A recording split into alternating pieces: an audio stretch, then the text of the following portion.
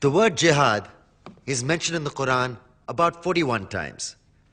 The words mercy, peace, and compassion are mentioned about 355 times. Yes, come in. Come on in, Riaz. Sit down, please.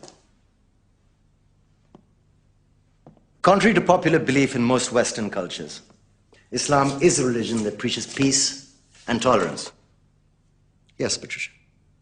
If Islam truly is a religion that preaches peace, then how come the world's most troubled spots, the West Bank, Afghanistan, Pakistan, Iraq, they're all plagued with Islamic terrorism? Well, that depends on your definition of terrorism. Some might argue that the U.S. invasions of countries like Iraq and Afghanistan are also acts of terrorism. No, those were acts of war to get rid of despotic regimes. Or a means of getting at a country's oil. Conspiracy theories. Well, May I? Yes, please. Go ahead, Riaz. Mr. Khan is right. I mean, if we're talking about terrorists, the world's biggest terrorists are the white superpowers. Come on now. No, really, stop and think about it. Explain 9/11. Okay. Do you know how many people died in the Twin Towers strike? Around 3,000. And do you have any idea how many people died in the bombing of Afghanistan? Take a wild guess. More than 15,000 people died. And that's just conservative figures.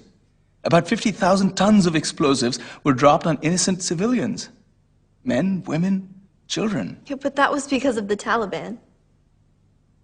Now that you brought it up, did you know that the Taliban was a creation of the CIA to fight the Russians? Whatever. They were still harboring terrorists.